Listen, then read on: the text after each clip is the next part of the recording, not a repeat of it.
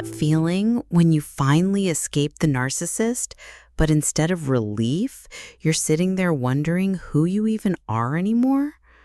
Like you're a stranger in your own life, questioning every decision you make because their voice is still louder in your head than your own? Here's what no one tells you about this confusion. It's not just disorienting, it's actually dangerous. Because when you don't know who you are, you become a magnet for the exact same toxic patterns all over again. Your recovery isn't just about feeling better, it's about breaking a cycle that could define the rest of your relationships. Today, I'm going to show you the three-phase identity reconstruction process that therapists use to help survivors not just heal, but become psychologically immune to narcissistic manipulation. By the end of this video, you'll have a specific roadmap that takes you from questioning everything about yourself to having unshakable clarity about who you are and what you deserve. But first, let me ask you something that might sound strange. Why do you think most people who escape narcissistic relationships end up in another toxic relationship within 2 years? The obvious answer seems to be that they haven't healed enough, or they're attracted to the same type of person. But that's actually backwards thinking, and it's keeping people trapped in cycles they don't even realize they're in. The real reason has nothing to do with healing time or attraction patterns. It has everything to do with something I call identity theft, and I don't mean the financial kind.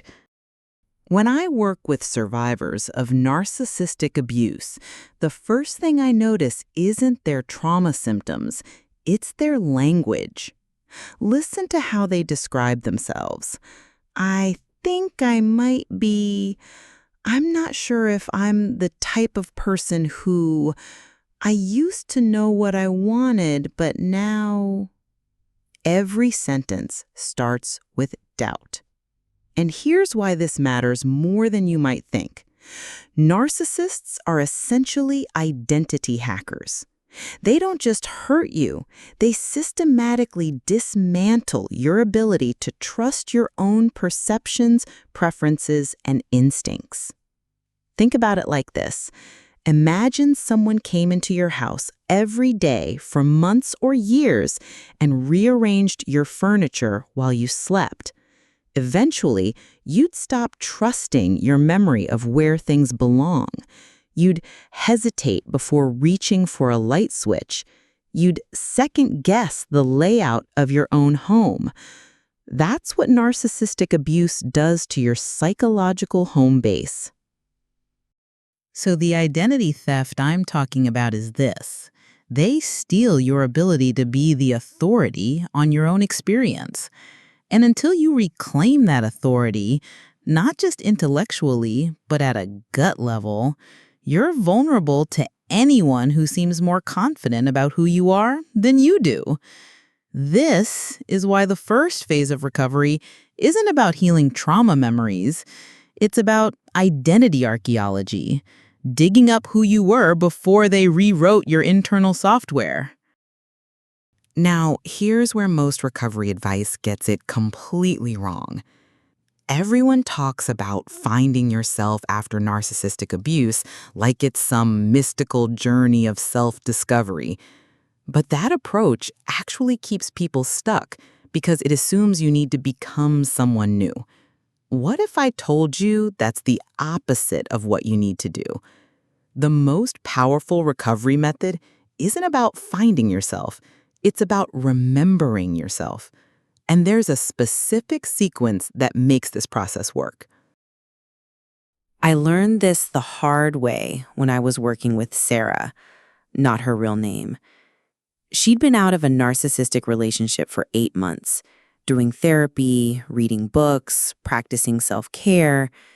But she came to me because she was dating again and kept finding herself making the same compromises, ignoring the same red flags.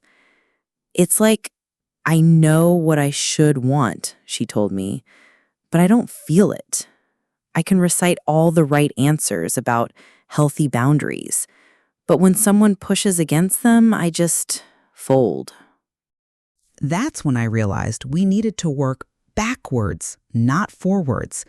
Instead of trying to build a new identity, we needed to excavate her original one, the person she was before the narcissist taught her to doubt everything about herself. This became what I now call the three-phase identity reconstruction process. Phase 1, archaeological recovery, digging up your pre-trauma preferences and values. Phase 2, stress testing, rebuilding trust in your own judgment under pressure. Phase 3, sovereignty, establishing yourself as the final authority on your own experience. Each phase has specific exercises and markers that tell you when you're ready to move to the next level. And here's what makes this different from other approaches. It's not about becoming someone new.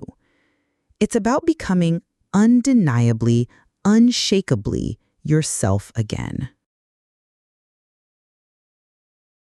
But here's the tricky part about phase 1 that catches most people off guard. You might think archaeological recovery means just remembering what you used to like before the relationship.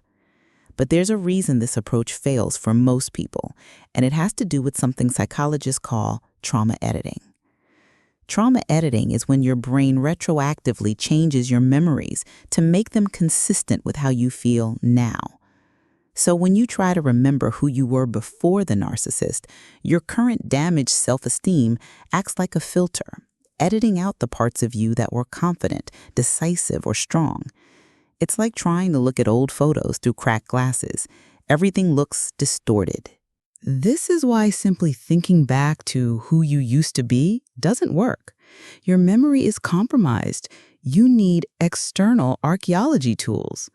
The most powerful tool I use with clients is what I call the artifact method. Instead of relying on memory, we look for artifacts, concrete evidence of who you were.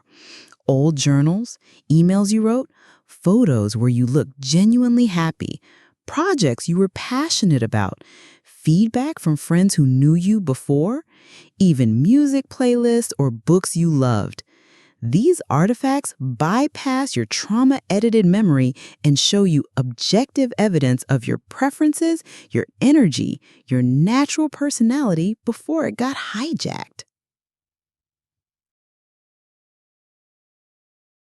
Now, phase 2 is where most people want to skip ahead, but that's exactly why they stay stuck.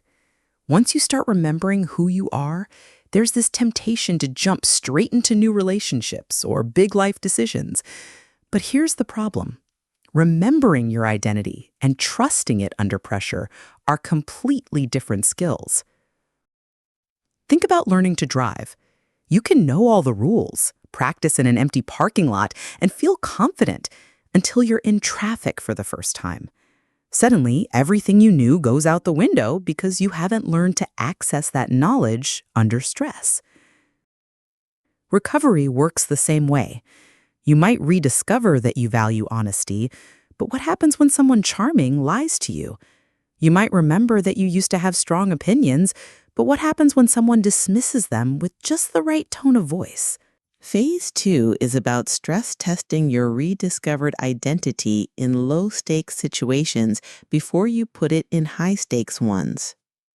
This means deliberately putting yourself in situations where someone might push back against your boundaries, disagree with your opinions, or question your decisions, but in contexts where the outcome doesn't matter much. Practice being yourself when it's slightly uncomfortable so you can be yourself when it really matters.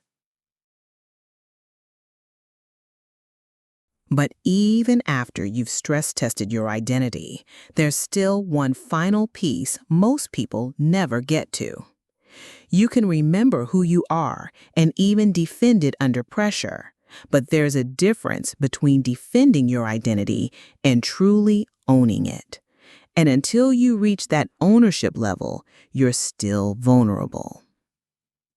Sovereignty means you become the final authority on your own experience, not just intellectually, emotionally. It means when someone tells you that you're too sensitive, you don't wonder if they're right. When someone tells you what you should want, you don't question yourself. When someone tries to rewrite the story of what happened to you, you don't waver.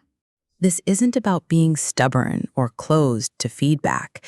It's about having an unshakable core that no one else can edit. The marker of true sovereignty is this: other people's opinions about you become interesting data points, not verdicts you have to accept or reject.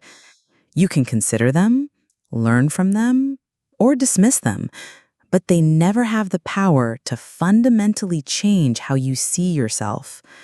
When you reach this level, narcissists literally can't hook you anymore, not because you're hyper-vigilant or defensive, but because their primary weapon, making you doubt yourself, simply doesn't work on someone who knows themselves this deeply.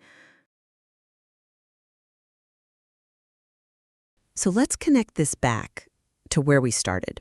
Remember that feeling of being a stranger in your own life? That happens because narcissistic abuse doesn't just hurt you, it makes you forget who you are at the deepest level. But here's what I want you to understand. That person you were before the abuse, they're not gone. They're buried under layers of doubt and trauma editing, but they're still there. Every preference you dismissed, every instinct you learned to ignore, every part of yourself you were told was too much or not enough, it's all still there, waiting for you to remember it's yours. The three-phase process I've outlined today isn't theory. It's the exact roadmap I've used with hundreds of survivors to go from questioning everything about themselves to having unshakable clarity about who they are.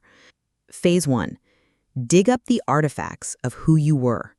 Phase 2, stress test that identity in safe situations. Phase 3, claim sovereignty over your own experience. Your recovery isn't just about healing from what happened to you. It's about becoming so clear on who you are that no one can ever hack your identity again. If this resonated with you, I've created a detailed workbook that walks you through each phase with specific exercises and assessment tools. You can find the link in the description below. And if you found this helpful, please share it with someone who might need to hear it. Sometimes the most powerful thing we can do is help someone remember they're not crazy. They're just finding their way back to themselves. I'll see you in the next video.